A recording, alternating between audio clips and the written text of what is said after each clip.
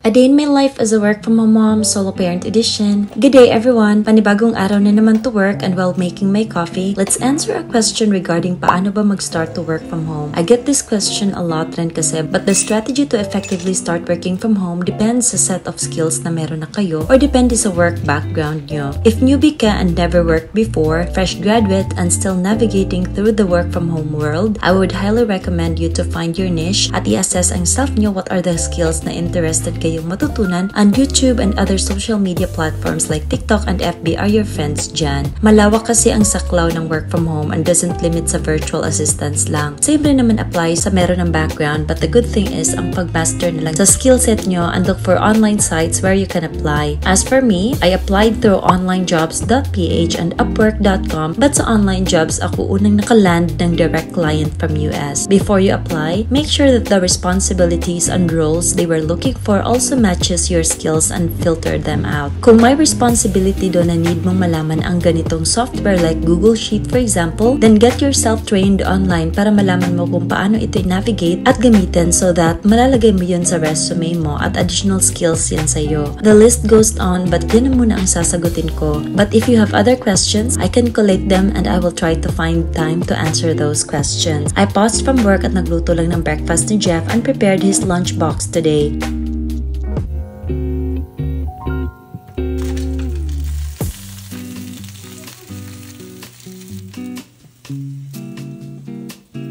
Habang kumakain siya, yan rin yung time na I keep myself busy sa kusina to prepare his lunchbox and just prepared a cheese, hot dog, and chicken nuggets with veggies on the side.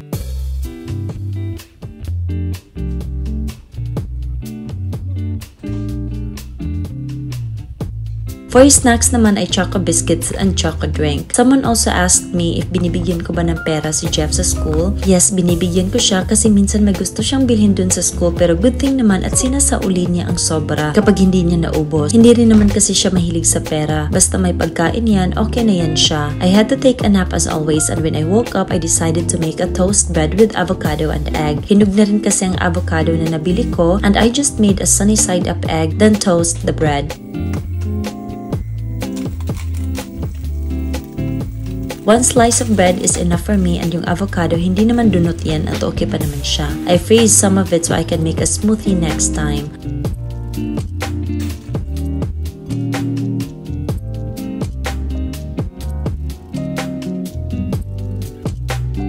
I also squeeze a fresh orange and lemon for my drink, and nilagyan ko lang ng konting tubig dahil masyado itong concentrated.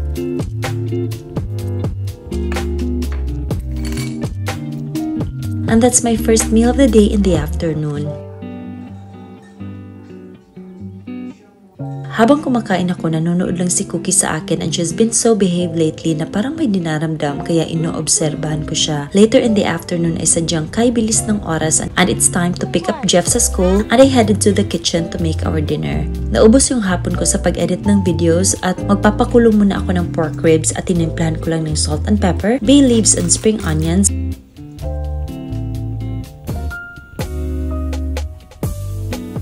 Then in-unbox ko na ang package na isang CCTV camera na matagal ko nang gustong i-install sa bahay. Na-mention ko pa ito last time sa vlog ko na gusto ko magkaroon nito para makita ko si Cookie kapag umaalis kami. It has a manual at mga cable wire and adapter, then before ko siya ilagay sa gusto kong spot ay chinek ko muna ang quality nito. In-install ko lang yung SViz app at ito ang kuha ng camera niya.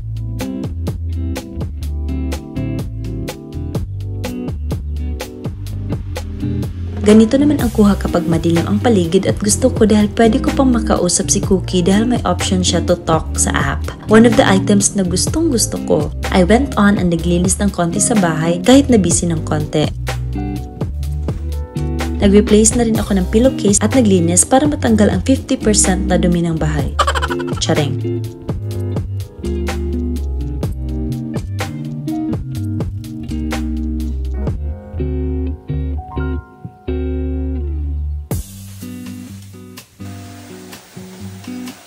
I spent time with Cookie dahil balisa siya, and lately, namimili siya ng pagkain kahit iba-iba na ang binibigay ko sa kanya, and I hope she's okay. She drinks a lot of water naman. I went back to the kitchen and prepared the sauce for the pork ribs at tamang-tama na lumambot na siya, so I just sliced it.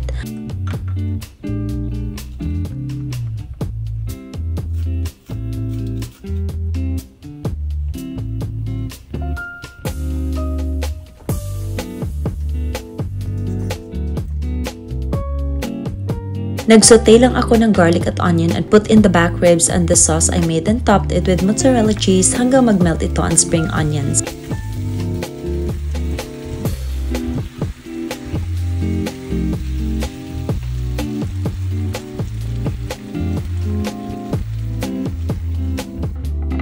Dinner is ready at hinanda ko rin ang sobrang sinigang kahapon. We really love mozzarella cheese ni Jeff na nakulangan pa kami, but we ate a lot rin talaga dahil napakalambot na ng ribs at nag-complement rin talaga ang sauce at cheese. After dinner, nagugas lang ako ng plato before going back to my room.